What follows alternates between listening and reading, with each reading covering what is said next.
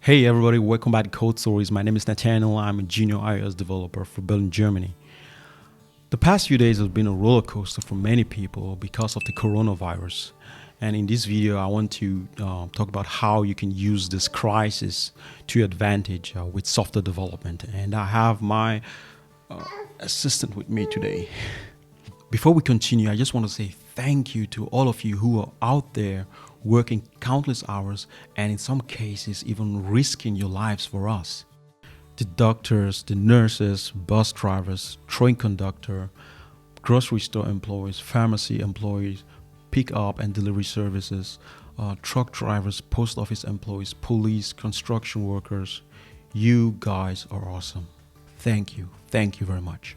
Well, this is day number 6 in our private quarantine, hence in our apartment. Thank God I have the opportunity to be able to work from home, and I'm very grateful for that. I have a lot of guests on the list that would have been on the show, on the podcast within the next few weeks. But to be on the safe side, we decided to postpone the dates for the show, the podcast. And that's definitely the least bad news compared to what other people are experiencing during this crisis. Lots of people have lost their loved ones. Many people have lost their jobs, and some, or even many, are on the brink of losing their jobs. And I even know people who just recently got a pay cut, so many people also got a pay cut. Even after all this is over, a lot of people are still uncertain if they're going to keep their job, if they're going to stay employed, because many companies have lost a lot of money, and small to mid-sized companies, a lot of them are going bankrupt. In one of my videos on how I became a software developer, I mentioned why you should never take your job for granted. The context of that video is different. However, you can apply the core message of that video to what most of us are experiencing right now. I mentioned why you should consistently try to work on your skills and improve your skills. And times like this also prove why it is so important to keep striving to sharpen your skills. So even if you happen to lose your job, you will still have the skill set that can make you stand out in the job market when this crisis is over. Most of us have an ocean of study resources through the internet on our hands with our smartphones. A couple of years ago, let's say 20 years ago, dialing into the internet would sound somewhat like this.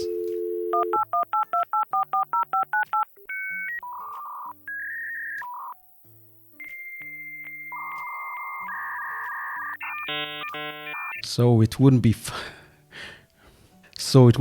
to try to watch this video with a 56 kilobit dial-up internet access. While you're self-isolated at home, you might be looking for other career options. Maybe you're one of those people who just got laid off, or your job is on shaky grounds, or you're just curious. You just want to see what kind of career options are out there. You might be very open to having a sneak peek into careers that are not related to your current job or your ex-job, or you're just looking for a backup options, and software development might just be one of those options you are considering. There are many people who earn money with software development on the side. They just do some side projects here and there, a couple of hours every month, tweaking people's website, adding content, removing content, and so on. So this crisis might be your best opportunity to start looking into remote-friendly careers. And that's why I would like to introduce you to Free Code Camp. It is a non-profit online learning platform that has helped a lot of people to land their first job in software development. Many people who are already teaching themselves software development for a while, let's say web development for a while, are most likely familiar with Free Code Camp. Before I move on, I just wanted to mention that I am not, and that is a big not, N-O-T. Even in my script, I wrote the not with capital letters. I am not sponsored by Free Code Camp. Now, although I am an iOS developer, my journey in software development began with web development, and Free Code Camp was one of my favorite learning resources when it comes to web development, and that's why I just want to share it with you. Okay, let's jump in. All right, we're on the landing page of Free Code Camp. As you can see, it's very slick and simple to follow. I'm not going to go into any technical depths. I assume that you are a beginner in web development. That's why I just want to do a very brief and quick introduction to this platform with web development. Down here we can see different options or certificates you can earn. So we have some like responsive web design, which is web development, JavaScript, and so on. As you can see, they have over 40,000 graduates, and some of them are actually working for Apple, Google, Amazon. These certificates are legit, and if you earn one of the certificates or some of them or all of them, make sure you add them to your CV. Okay, so we are here for web development. Let's go into web development. Press this arrow and we can see the full curriculum for web development. So we start with some basic HTML. As you can see, this web development project is divided into chunks of challenges, and each time you complete one of these challenges, you are getting closer in earning one of these certificate. So let's dive right into our first challenge. And here we can see on the left side we have like our instruction layer where we get our instruction, our task, and in the middle we have our playground where we can add code. On the right side we have a preview layer, so whatever we add here, it's been interpreted and it's previewed here.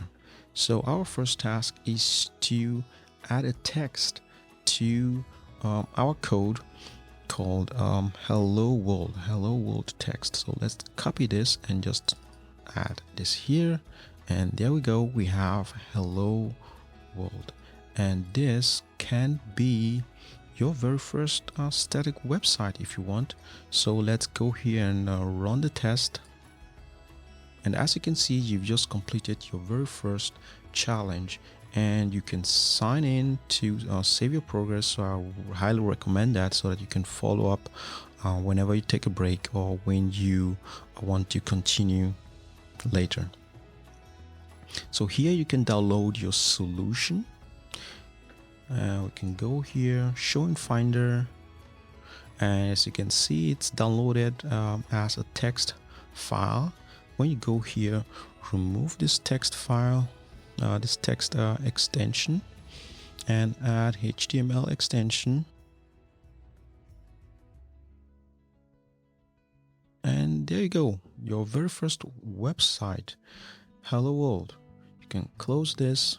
So let's say you are learning web development, you've been productive learning web development, but at the same time you're thinking about someone you love and you want to let that person know in a very unique way that you miss them. So what you can do is, first we can close this and go back, and we just jump into add image to your website. So this is another challenge. We're just going to skip the other one, go here, and as you can see, this challenge requires adding a cat image to our website. So what we can do, these are just text, we don't need this, remove all of this.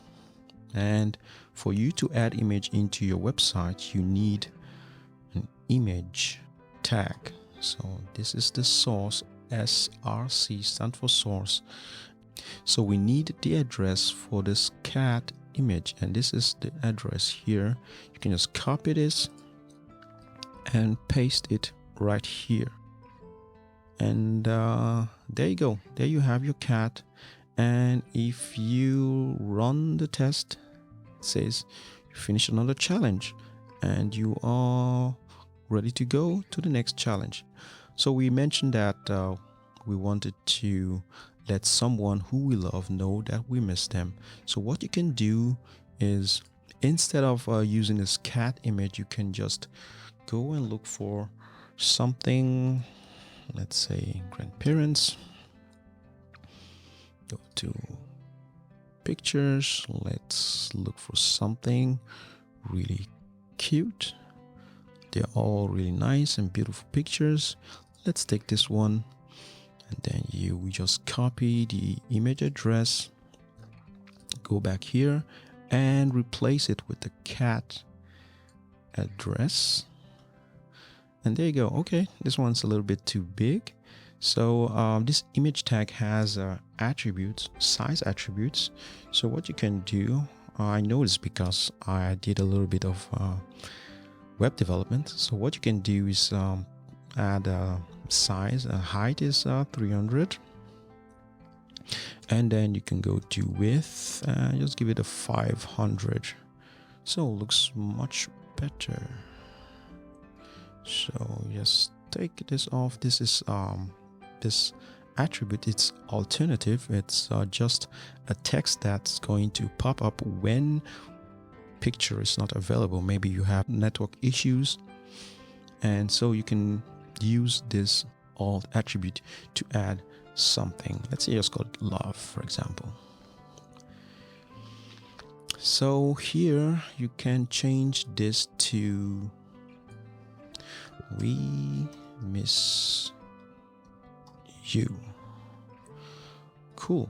So since we already have something here, we don't need to download it again. We can just go here and change this back to text. This file we already downloaded back to text, and it's going to say use text, and we're going to take everything here, just copy and open this and replace it with this, and we save, close, and we change the extension, the suffix, back to HTML. Say use HTML, open, and there you go. So now you can just take that file and send it to anyone you would like to. In times like this, something like this can put a smile on someone's face while you are being productive at the same time. Alright, that's it. I hope this is something you can do while you are self-isolated and you want to be a little bit productive and you want to look into web development or hence software development. And who knows, maybe somewhere down the line while you're playing around with this in this platform, you notice that this might be something you would like to either do on the side or maybe want to do full-time. All right, thank you very much. So when all this is over, you're going to have a bunch of people who played video games and watched Netflix all day, or people who were just hanging around and consuming countless of information regarding this virus in their entire isolation. And on the other hand, you're going to have people who spent quality time with their family, who read good books, watched tutorials, started or finished a project, and stayed productive. Thanks for listening. Stay healthy. God bless.